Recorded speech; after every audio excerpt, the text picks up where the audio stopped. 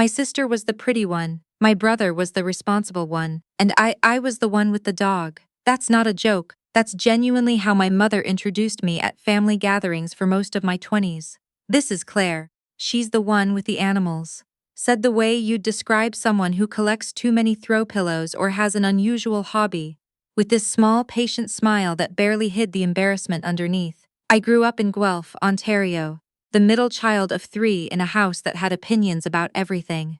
Who was smart, who was driven, who was going somewhere. My older brother Trevor had gone to Western for business and now worked at a wealth management firm in downtown Toronto. My younger sister Vanessa had married well. Her husband Philip came from a family in Oakville, old money, the kind that doesn't need to mention itself. Their wedding had been at a vineyard in Prince Edward County. There were swans. And me? I dropped out of nursing school in second year, which my mother never fully recovered from, and spent the following 8 years building something she couldn't name at a dinner party without sighing first. I run an animal rehabilitation and specialized veterinary care clinic. We handle everything from post-surgical recovery for domestic pets to wildlife intake, songbirds, raptors, the occasional beaver. I'd started it out of a converted barn on the edge of the city with a business loan I applied for 3 times before it was approved, and a used autoclave I drove to Kitchener to pick up myself in a rented pickup truck. My business partner, a quiet and meticulous woman named Dr. Osi, had taken a chance on me when no one else would. By the time the events I'm about to describe happened, our clinic, Northfield Animal Recovery, had a team of 11, a contract with the Provincial Wildlife Ministry, and a second location under development in Hamilton. But my mother still called it the animal thing.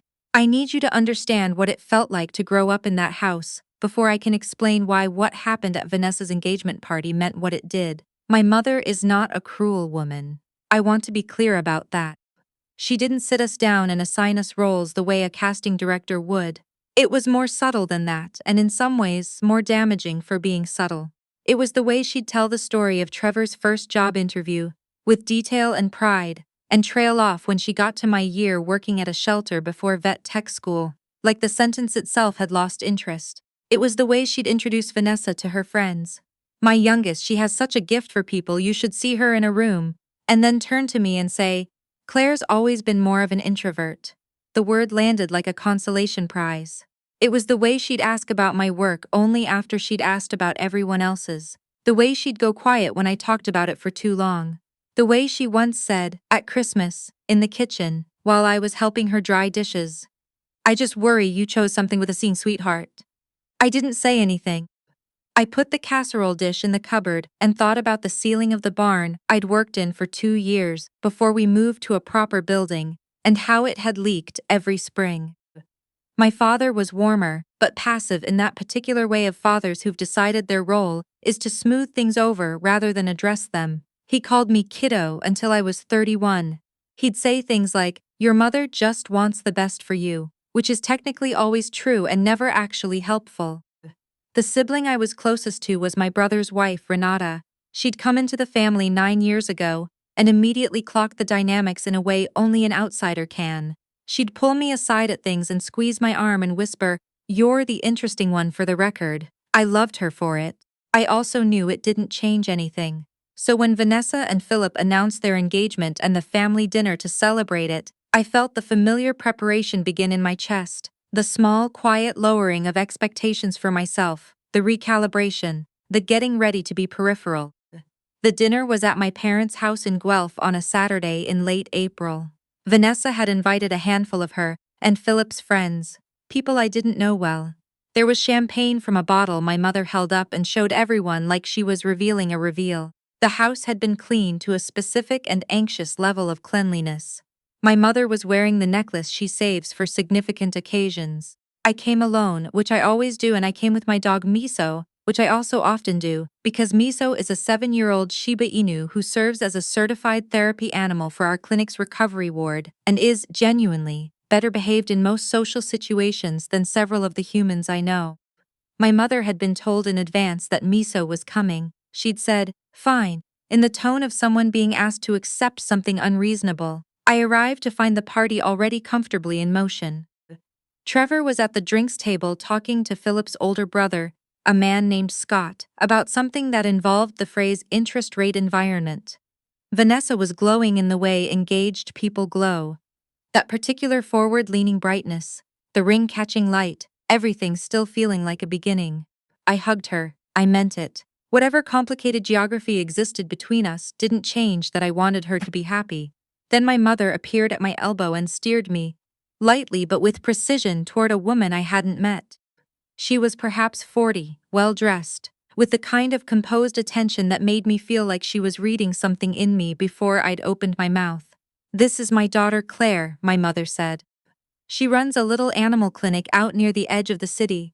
She said little the way she always said it, not with contempt exactly but with that gentle diminishment, a qualifier, a softener, something to manage expectations. The woman turned toward me with what I can only describe as quiet recognition. She held out her hand. "Alexandra Mercer," she said.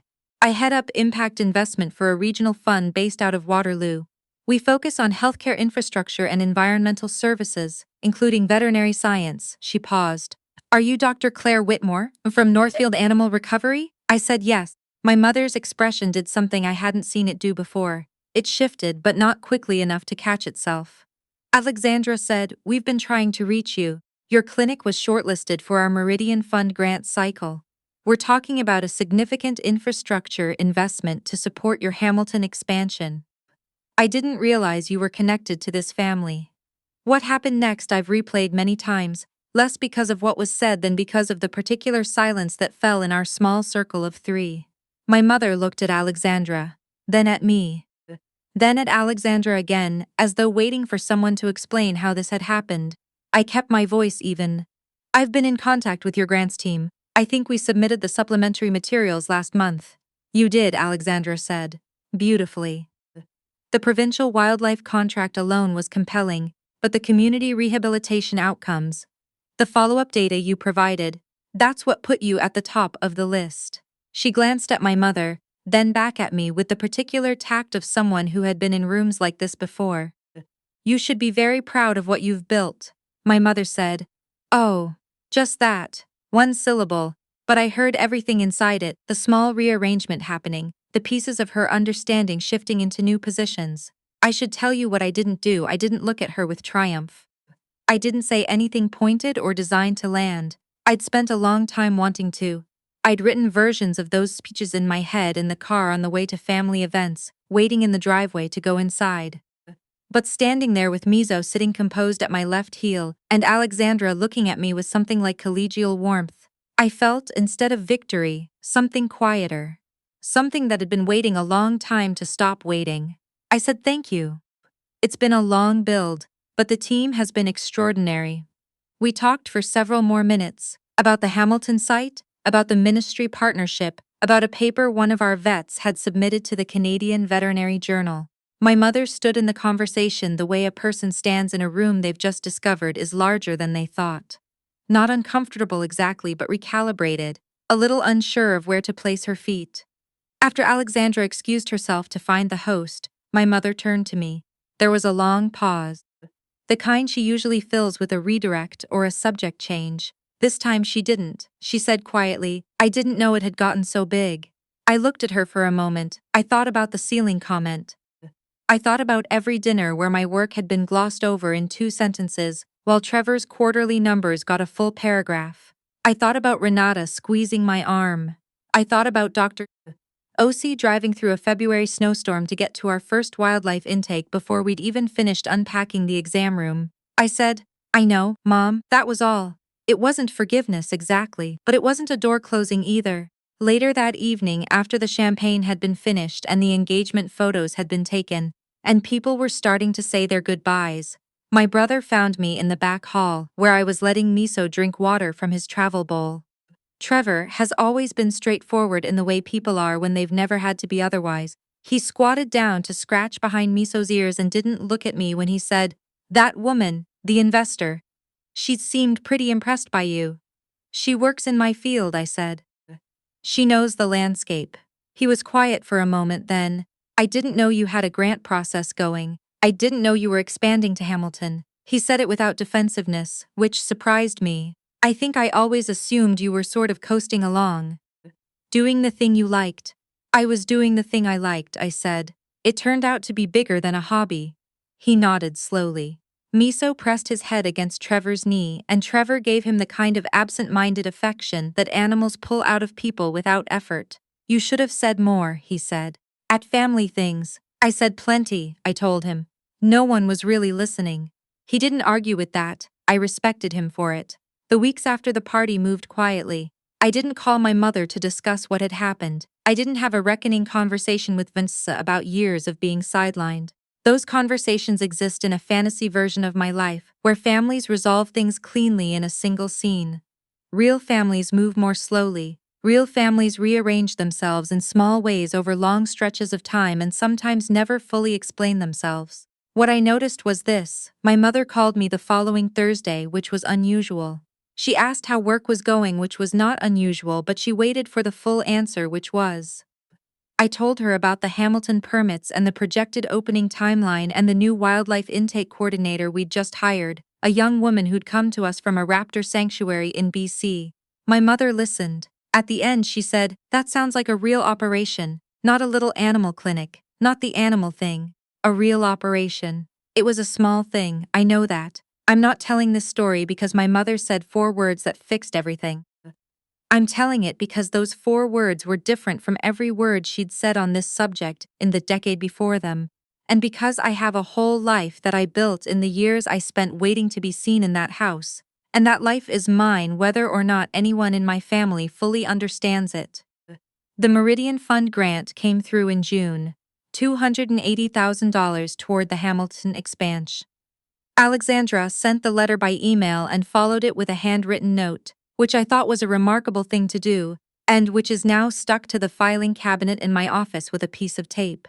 Dr. Osi opened a bottle of sparkling water because she doesn't drink, and we toasted with it anyway, standing in the break room surrounded by surgical prep supplies and a corkboard full of wildlife recovery photos, and she said, "I always knew this was where we'd end up."